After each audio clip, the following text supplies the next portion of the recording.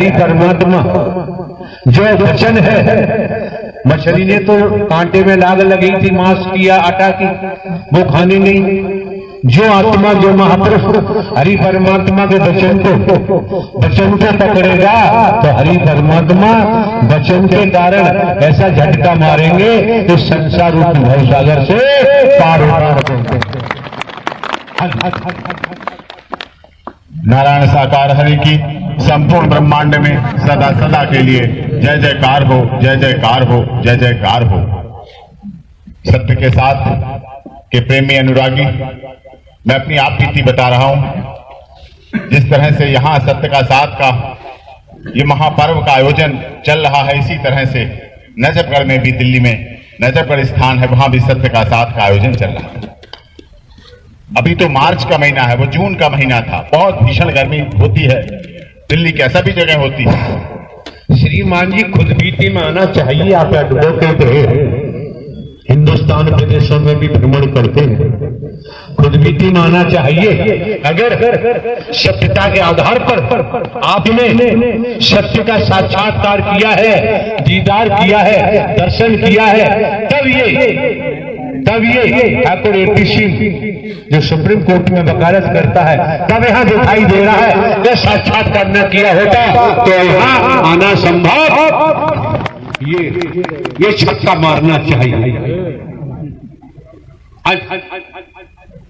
नारायण साकार हरि की संपूर्ण ब्रह्मांड में सदा सदा के लिए जय जयकार हो, जय जयकार हो, जय जयकार हो। प्यारी दुलारी साध संगत जी, बिल्कुल सत्यगत है कि जब से नारायण साकार हरि के दर्शन किए, ब्रह्मवाणी का श्रवण किया, उसके बाद उससे पहले कहां भटकता रहा, कहां धक्के खाता रहा, लेकिन नारायण साकार हरि के दर्शन और ब्रह्मवाणी के ये समय नहीं बता पाएंगे, हम आपको बता देते हैं।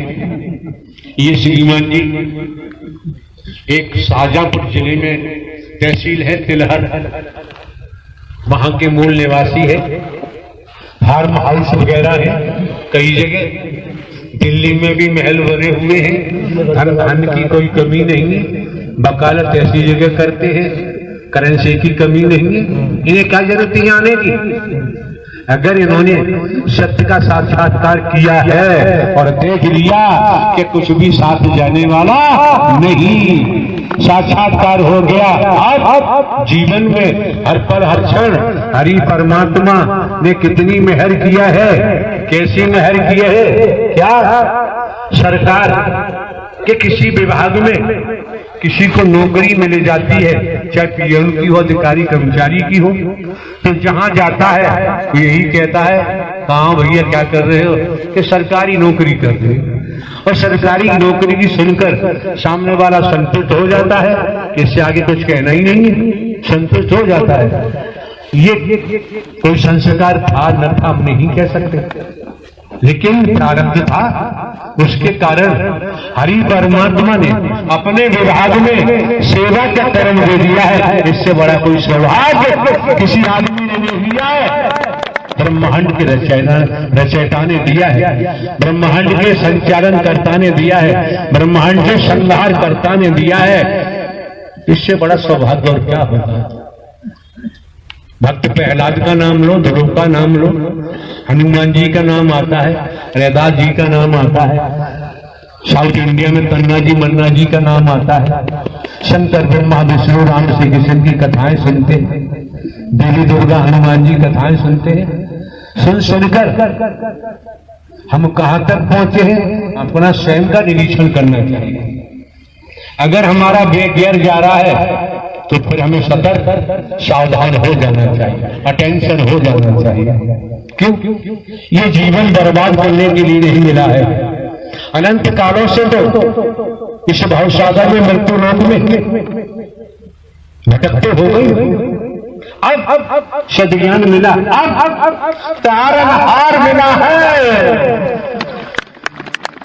अब संचालन करता मिला है, अब संहार करता मिला है। वो कौन सा शब्द था, कौन से धन से प्राप्त हुआ, तब संसार की संरचना हुई, तो कौन सा धन था, कौन सा शरीर दो शब्द का प्राकट्य हुआ, संसार का संचालन हो रहा है। तो कौन सा घट है, कौन सा शरीर है, वहां से वो शब्द का प्राकट्य होगा तो संहारक का भी होगा। क्यों हो अगर हमारा समर्पण है तो हमारी भी नैया भव से पार जरूर होगी। कैसे होगी, कैसे? लड़की की शादी होती है, उसकी माता जब डोली में बैठालती है ससुराल के लिए, अटेंशन हो के सुनिए, क्या कहती है उसकी माता? ये जमुना देवी, अपने आप हमने बना दिया, कोई यहाँ जमुना बैठी है वो उससे हमारा मतलब नहीं। हे जमुना देवी बेटा सुन, अब इधर पियर की तरफ मुड़ के मन देखना। क्यों? अब तू जहां जा रही है बस वही तेरा घर होगा। अब लड़की विचार करती है 20 वर्ष हो गए मुझे मायके में, पियर में, माता पिता को मैंने अपना माना, भाई भाभीियों को मैंने अपना माना, भतीजी भतीजों को अपना माना, कोठी को अपना माना, फार्म हाउस को अपना माना, सबको अपना मानती रही। मेरी मम्मी ने एक पल में सब खत्म कर दिया, सब खत्म कर दिया।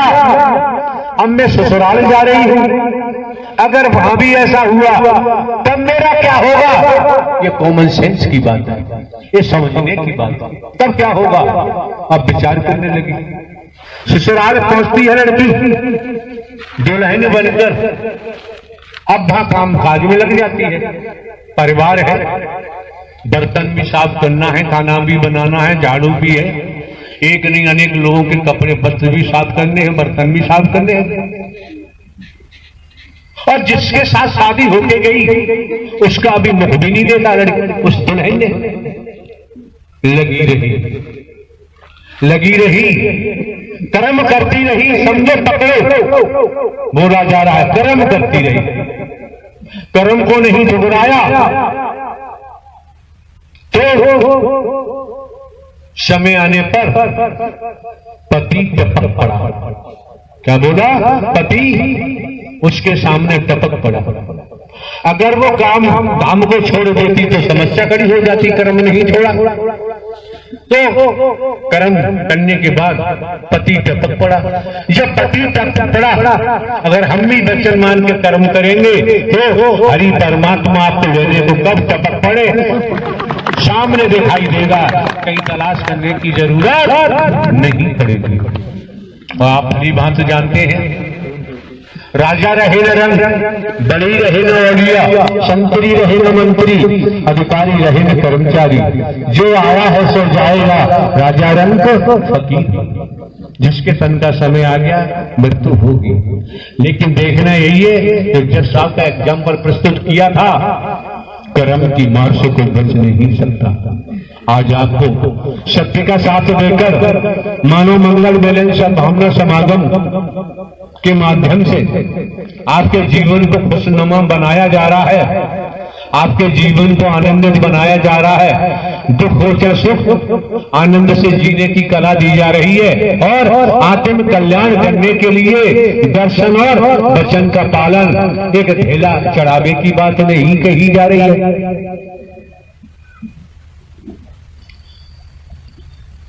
वैदिक काल की बात है, शंकर जी पार्वती जी जा रहे हैं, हाईवे के किनारे हाथी पड़ा हुआ है, चिंगार रहा है, चीख रहा है, उसके शरीर से अपार कीड़ा निकल रहे हैं। आगे बढ़ के पार्वती जी ने कहा, नाथ इतना विशाल काय पशु है, कितनी पीड़ा होती है, उसके शरीर से कीड़े ही कीड़ा निकल रहा है। शंकर जी ने कहा, सुनना चाहोगे कि हाँ, ये जो हाथी है इससे पहले मनुष्य था, ये